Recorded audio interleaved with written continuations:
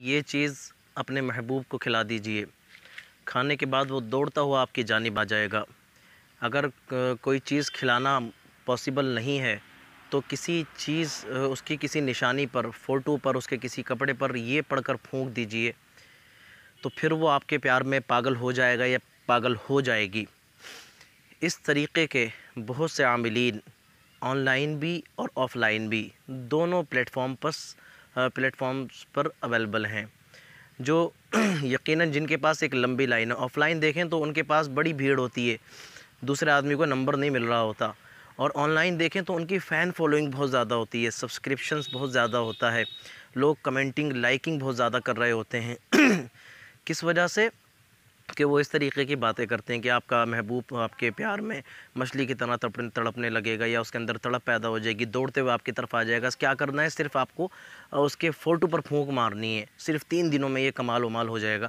تو ایسے لوگوں کی فین فالوئنگ بہت زیادہ ہوتی ہے، اور جو ایکچولی شریعت کی بات بتا رہے ہوتے ہیں ان پہ آپ دیکھیں گے تو ویورز بھی بڑے کم ہوتے ہیں ان کی پوسٹ پر، ان کی ویڈیو پر، یا آف لائن اگر کوئی عالم، بعمل عالم کوئی شریعت کی بات بتائے تو ان کی بات لوگ بڑی کمی سے سنتے ہیں۔ لیکن ایسی باتیں، حالانکہ ایسی باتوں کا کوئی بھی پرٹیکولر ثبوت نہ حدیث میں ہمیں کہیں ملتا ہے، نہ قرآن میں کہیں ملتا ہے۔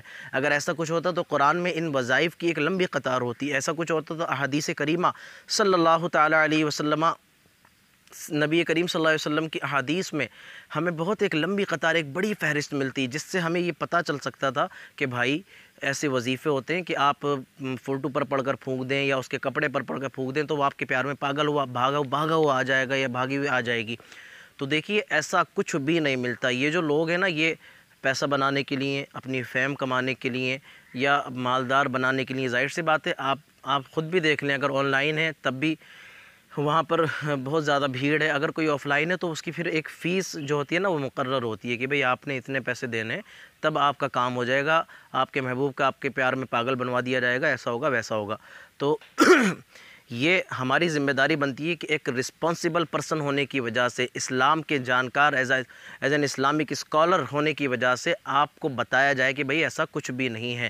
ہاں، بزرگان دین نے، جو واقعی دین پر عمل کرنے والے لوگ تھے، انہوں نے اپنے تجربوں، اپنے ایکسپیرینس، اپنے اعمال کی بنیاد پر قرآن پاک سے وظائف کیے، کسی آیت کا وظیفہ کیا، اللہ کے کسی اسم اعظم کا وظیفہ کیا، تو اس سے جو فوائد حاصل ہوئے وہ ضرور لوگوں کے سامنے رکھتے ہیں کہ بھئی ہم نے اس سے یہ وظیفہ لیا۔ لیکن یہ تو ایکچولی شریعت کا مذاق اور اسلام کا مذاق بنانا ہو جائے گا کہ بھئی پڑھ کے ہی پھونک دو فوٹو پر۔ مطلب یہ شریعت، اس کو شریعت کہتے ہیں؟ کہ یہ اسلام کا یہ کام ہے؟ کہ اسلام اسی کا نام ہے کہ ہم فوٹو پر پڑھ کر پھونک دیں، یا کر لیں وہ کر لیں؟ دیکھیے یہ ساری چیزیں ہیں بیکار کی، ان چیزوں میں آپ کو نہیں پڑھنا، بلکہ جو واقعی شریعت اسلامیہ کی طرف سے جو تلقینات، جو نصیحتیں، جو تاکیدیں آپ کو کی گئی ہیں اس پر عمل کیجیے۔ یقیناً اگر آپ کسی سے پاک اور اچھی نیک نیتی کے ساتھ محبت کرتے ہیں، آپ چاہتے ہیں کہ اس سے آپ کا نکاح ہو، تو 2 رکعت نماز نفل پڑھیے، اللہ پاک کی عبادت کیجیے، پھر اللہ سے دعا کیجیے، میرے مالک میں چاہتا ہوں کہ میرا فلاں سے نکاح ہو۔ اگر وہ آپ کے حق میں بہتر ہوا تو اللہ پاک قبول فرمائے گا، اور اگر بہتر نہیں ہوا تو آپ کے حق میں قبول نہیں ہوگا، کیونکہ بے شک اللہ تبارک و تعالیٰ کے ہر فیصلے کے اندر بے شمار حکمتیں اور بہت زیادہ بہتری ہوتی ہے جس کا ہم اندازہ نہیں لگا سکتے۔ میں امید کرتا ہوں کہ آپ کو یہ بات سمجھ آ گئی ہوگی۔ اللہ پاک ہمیں اس پر عمل کی توفیق دے، آمین۔ السلام علیکم۔